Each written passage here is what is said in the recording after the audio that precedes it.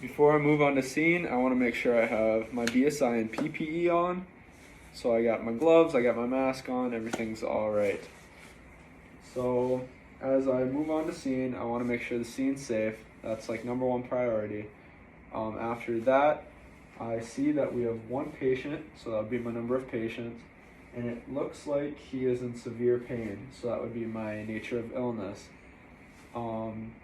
Because he is in severe pain, I would consider ALS intercept, and because he is sitting and he looks fine and I have no signs of trauma, I believe I would not have to consider C-spine. After this, I would introduce myself for my general impression of the patient. Hi sir, my name is Charlie Andrews. I'm with the Edgeley Ambulance.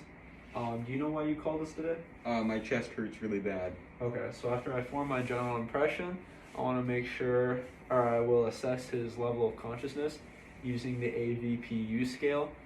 So since he was alert and talking to me, he would pass just fine on that. He would be alert.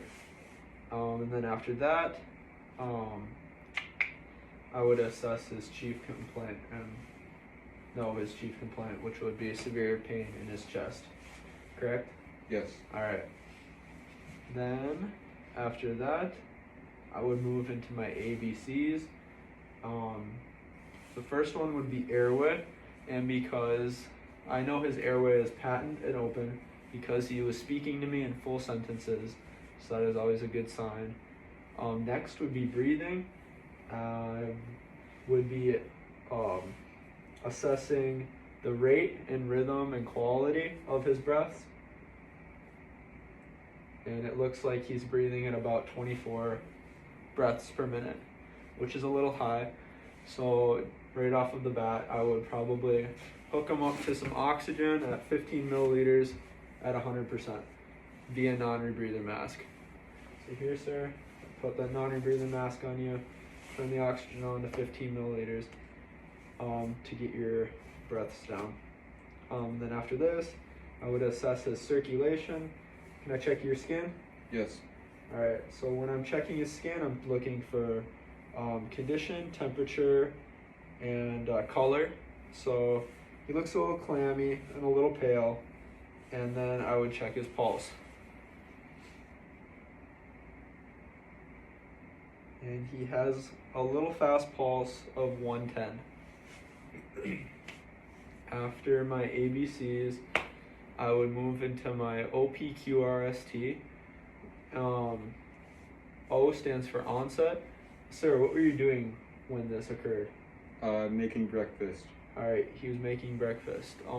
P would be provoke. Does anything provoke it, make it better? Nothing makes it better. Does anything make it worse?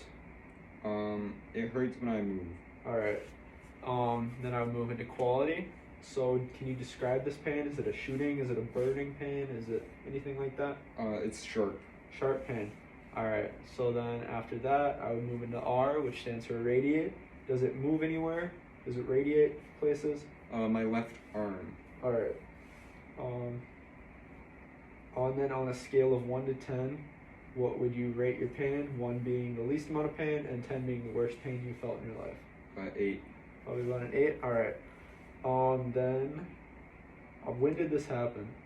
A little bit over an hour ago. Okay, so about an hour ago. I know his signs and symptoms. He has severe chest pain on his left side. And then I move into A, which stands for allergies. Sir, do you have any allergies? No. Alright, none we should be worried about? Nope. Okay.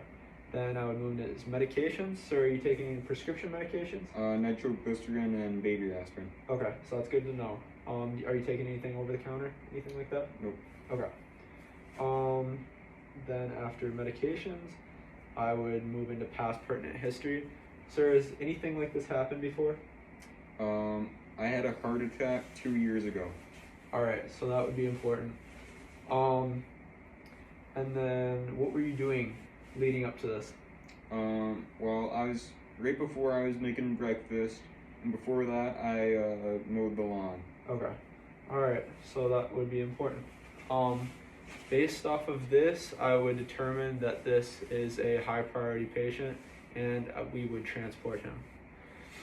After this, I'd move into the secondary assessment, which would be a head to toe exam of the affected body parts. So I would probably want to listen to his breath sounds, once again check his pulse and skin, and maybe listen to his heart. So right off the bat, I'm gonna listen to your breath sounds. Can I have you lean forward to me? Yep. All right, so I'll put on the stethoscope, deep breath in.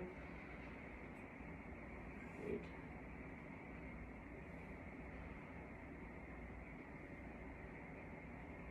All right, your breath sounds sound all right. Can I have your arm again?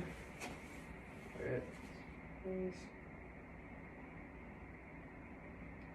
His pulse is still a little quick at 110. And then I will assess his skin color, condition, and temperature again. And once again, these are all the same. All right. And then I will check respiratory rate and rhythm and quality once again.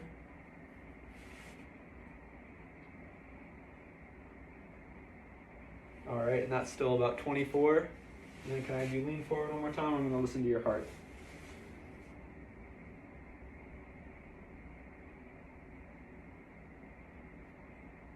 All right. After my secondary exam, I would move into vital signs, check the vital signs. I would check pulse again, one more time. All right, and that is still about 110 to 115. I would then check blood pressure. Sir, is it all right if I check blood pressure on this arm? Yes. All right, so I'll attach blood pressure cuff, check blood pressure.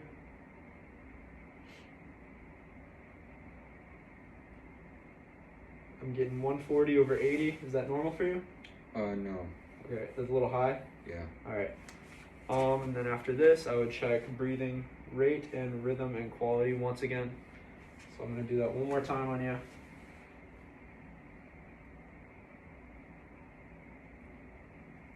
All right, and that's still in that 24 range. Then I would state my field impression. I would think this man is having a heart attack or some kind of heart problems. So once again, he would be a high priority patient, and I would call medical control to administer or to get permission to administer his prescription nitroglycerin and baby aspirin. So I will give him one dose, which is 0.4 milligrams of nitroglycerin sublingually. I have the 5 rights: the right patient, the right time, the right dose, the right medication, and the right route of administration. So sir, can I have you take this nitroglycerin and put it under your tongue? Do not chew it, do not swallow it. Okay. All right, and then after that, I would give him 4 81 milligram doses of baby aspirin. So you can chew these, 1, 2, 3, 4, and chew and swallow those. All right, and then after that, I would reassess this patient every 5 minutes since he is a critical patient, and then give a verbal explanation and report to the EMS, the emergency room.